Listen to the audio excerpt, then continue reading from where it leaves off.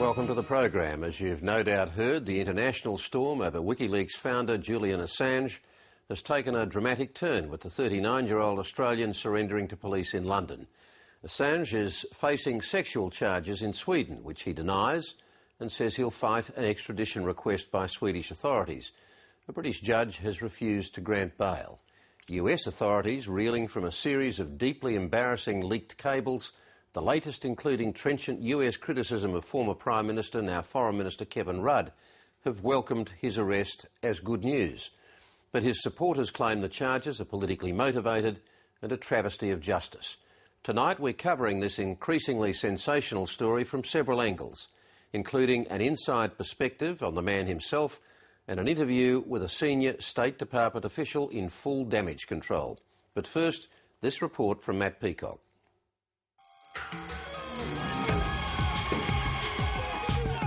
More than 4 months after sexual allegations were first made against the Wikileaks founder, Julian Assange has been refused bail and is now in a British lockup fighting extradition.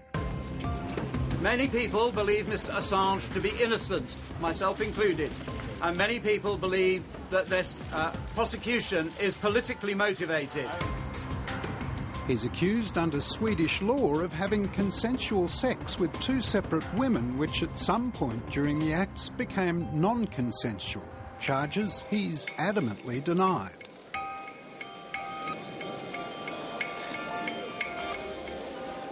There's some irregularity in the fact that a European arrest warrant was issued without the prosecutor even having an initial conversation with Assange, or apparently his legal team, just to verify some of the contested facts in this matter. He has been offering to meet with the Swedish prosecutor for some 2 months now, and he waited for 40 days and 40 nights in Sweden, attempting to meet the prosecutor to answer these allegations. I think the man is a high-tech terrorist. But if some American politicians had their way, Julian Assange would be facing far worse than jail for the latest release of classified US documents through the Wikileaks website. I think anything less than execution is too kind a penalty. Information terrorism, which leads to people getting killed, is terrorism. And Julian Assange is engaged in terrorism. He should be treated as an enemy combatant. Wikileaks should be closed down permanently and decisively.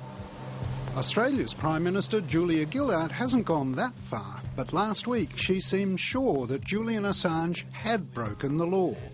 I absolutely condemn the placement of this information on the Wikileaks website. It's a grossly irresponsible thing to do and an illegal thing to do. I'm not aware of any evidence at the moment to suggest that Assange has broken any Australian law.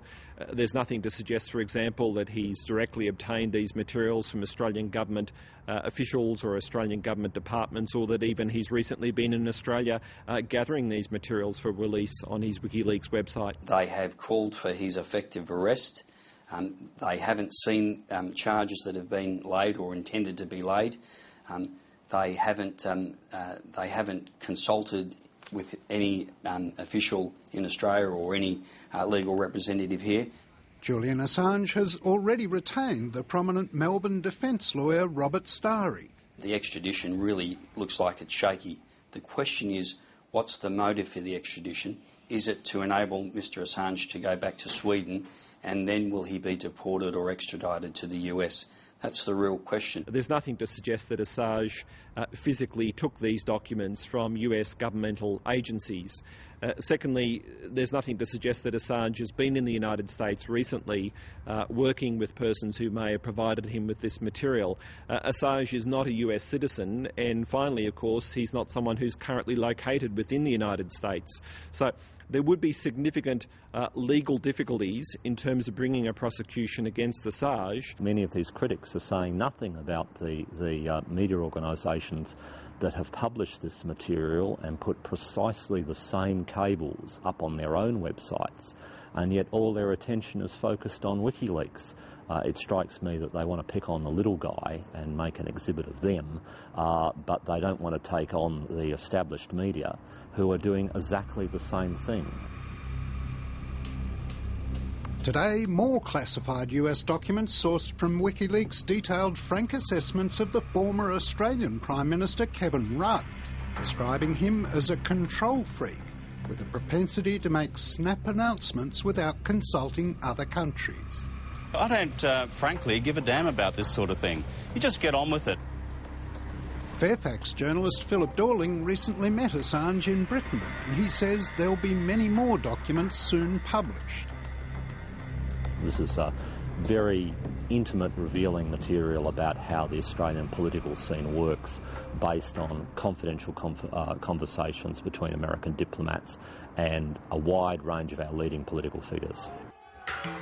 While its founder is behind bars, WikiLeaks supporters say the organisation remains strong, despite a freeze on its online payments.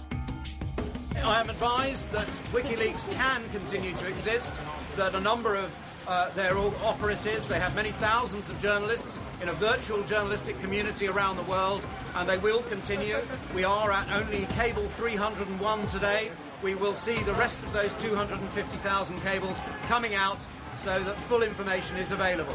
You can only conclude that there are some very powerful established interests, extending to the United States government at the highest level, that have a deep interest in their dirty linen not being exposed to the public. And they don't like openness, and they don't like scrutiny, and no surprise that they want to shoot the messenger. That report from Matt Peacock.